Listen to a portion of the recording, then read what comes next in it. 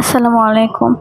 আজকে আপনাদের সাথে শেয়ার করব যেসব বাচ্চারা খেতে চায় না বা মুখে রুচি নেই তাদেরকে খাওয়ানোর জন্য একটা সিম্পল রেসিপি। প্রথমে আমি একবার অনলাইন থেকে এই কৌটোটা অর্ডার করেছিলাম। এরপর থেকে বাড়িতেই আমরা বানিয়ে খাওয়াই। এখানে আমি আতপ চাল এবং ছোট কলাই ব্লেন্ডারে ব্লেন্ড করে গুঁড়া করে নিয়েছি।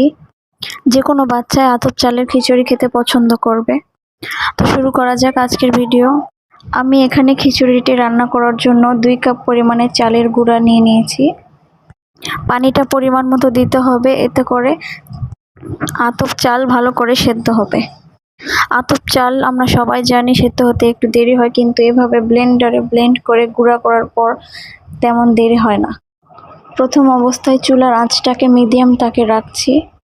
দিয়ে দিচ্ছি 1 চিমটি সয়াবিন তেল। এরপর দিয়ে দিচ্ছি স্বাদ মতো লবণ। খিচুড়ি রান্নার শেষের দিকে লবণ চেখে আমরা আবার দিয়ে দিতে পারবো, এই জন্য অল্প পরিমাণেই দিতে হবে প্রথমে। এরপর দিয়ে দিচ্ছি সামান্য পরিমাণে হলুদ গুঁড়া। এরপর একটা হাতার সাহায্যে সুন্দর করে ঘুটিয়ে নিচ্ছি। এরপর অপেক্ষা করব বলক আসা পর্যন্ত। বলক চলে আসার একটু পর পর হাতার সাহায্যে আমাদের অনবরত নাড়তে হবে, তাছাড়া আমাদের খিচুড়িটি নিচের দিকে তলায় লেগে যেতে পারে। খেয়াল রাখতে হবে যাতে নিচের দিকে দলা বেঁধে না যায়। দলা বেঁধে গেলে কিন্তু খিচুড়িটি ফিনিশিং ভালো আসবে না। একটু পর পর নাড়াচাড়া করার পর এরকমভাবে বলক উঠে আসবে। আমাদের বলক উঠে আসলে এভাবে অনবরত নাড়তে হবে। আপনারা চাইলে আপনাদের বাচ্চাদের শুকনা খিচুড়িও খাওয়াতে পারেন অথবা পাতলা করেও খাওয়াতে পারেন। আমি এখানে মিডিয়ামটা রেখেছি। আপনার বাচ্চার বয়স যদি 6 মাস থেকে 12 কিংবা 13 মাস বয়সের হয়, তাহলে আমি মনে করি পাতলা খিচুড়িটি খাওয়ানোই বেস্ট। কারণ ওই বয়সের বাচ্চারা প্রথম যখন খেতে শেখে তখন তারা মোটা খেতে পারে না, তাদের জন্য পাতলাটাই বেস্ট। আমরা সব মায়েরাই চাই আমাদের বাচ্চাদের পুষ্টিকর খাবার খাওয়াতে। আমার এই ভিডিওটি ফলো করলে আপনিও আপনার বাচ্চাকে খাওয়াতে পারবেন। আপনারা চাইলে খিচুড়ির সাথে যে কোনো প্রকার শাক সবজি অ্যাড করতে পারেন।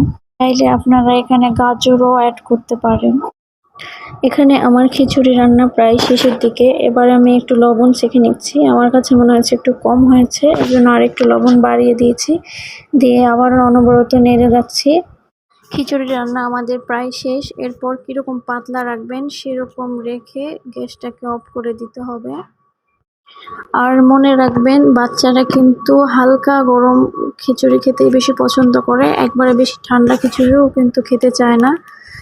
আমি আমার বাচ্চাকে হালকা গরম খিচুড়িটাই খাওয়াই। আপনার বাচ্চার বয়স যদি 6 মাস থেকে 1.5 বছরের মধ্যে হয়, তাহলে দিনে অন্তত পক্ষে 2 বার খিচুড়িটা খাওয়াতে পারেন।